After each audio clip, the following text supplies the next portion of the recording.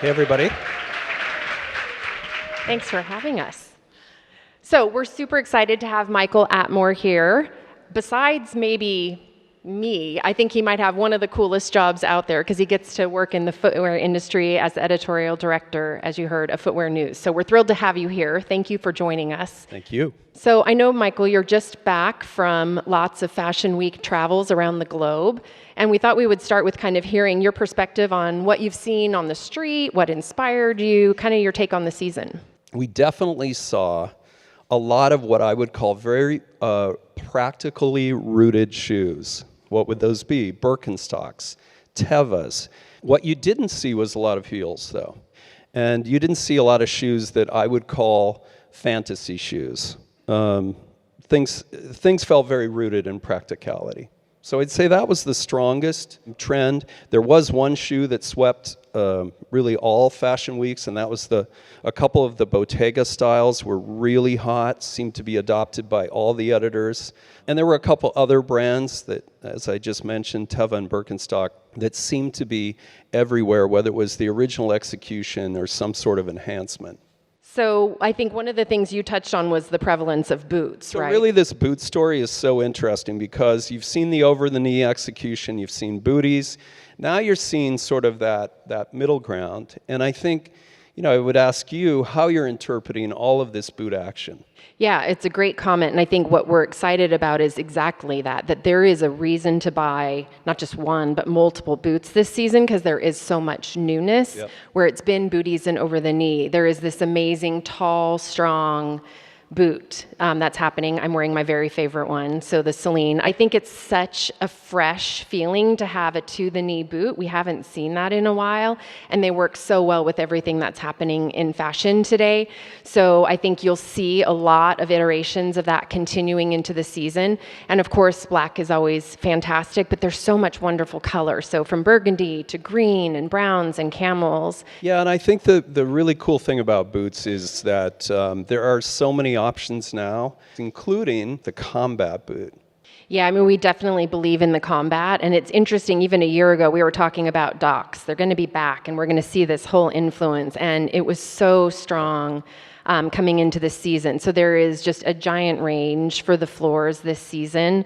One of the iterations we're super excited about and we'll have in New York City is a newer brand to Nordstrom. We only have a couple locations in Canada, and then online is Guidi.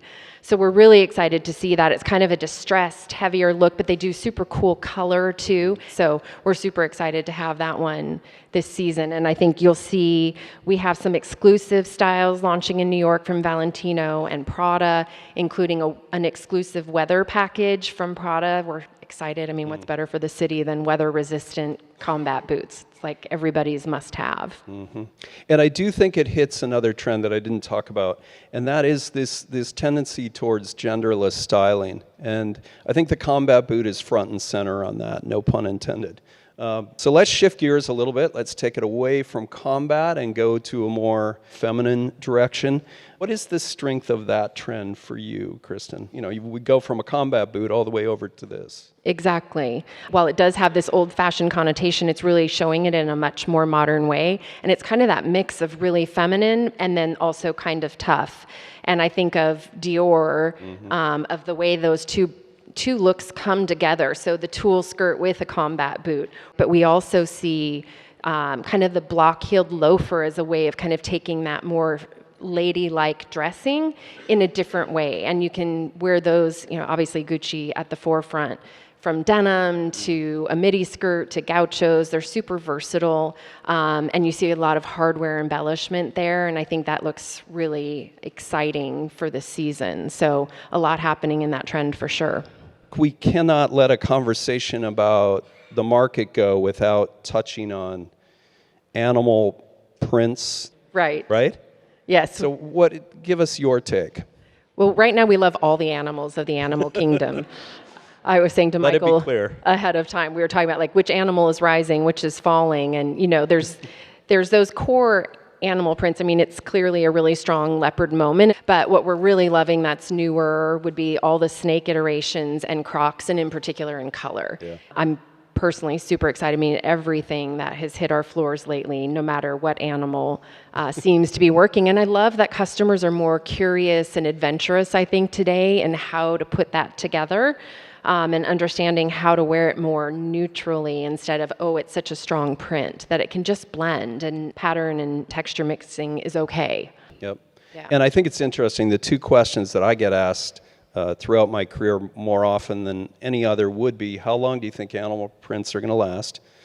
Forever. Yes. And the second one is the question I'm about to address, and that is the sneaker thing. Is it going to end? Right? So, Kristin, this sneaker thing, is it going to end? I don't see it ending. It's interesting because I give slightly different answers to that question. I get those as well, between men's and women's, because I think in men's for sure it will never end because the comfort factor is so critical. But I think in women's, as more and more people are understanding how to wear it, it's just another part of the wardrobe. Exactly. Right now, it is the clean white sneaker. Like, we can't get enough, no matter how many choices we have. It's about clean white sneakers, and people are feeling super comfortable with how to put that together to wear to work, for example. In designer shoes, women's designer shoes, it is 20% of our business, sneakers. So Golden Goose is incredible. Alexander McQueen, we've had amazing success with that white, kind of heavier bottom sneaker. Givenchy, Gucci, I mean, incredible performance from those brands. Yeah, and I think the market was saturated. So let's be clear that market saturation isn't always the end or beginning of a trend. It's just evidence that there was so much demand. I think it's a staple. Exactly. And I think it's an entry point for a lot of customers. Yep. We see a lot of our youngest customers, that's where they start. They kind of get that, and then they sort of grow with us into other parts of the business. So we're going to take it personal now. We're going to go inside Kristin's closet a little bit. Kristin, can you take us through what are your favorite shoes in the moment?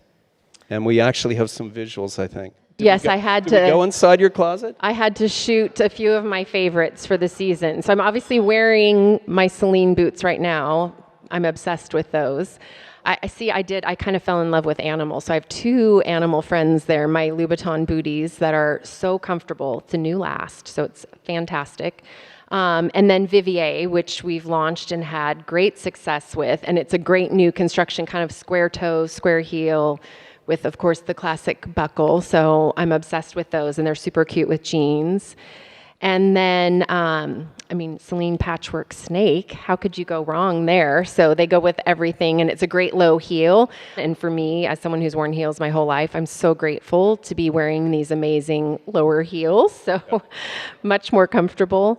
And then the Fendis back there, we didn't really talk about kind of that sport influence as much, but I love that little sporty stripe up the back, and still sort of the Western influence. So I thought it was a super versatile bootie. So those are my favorites this fall.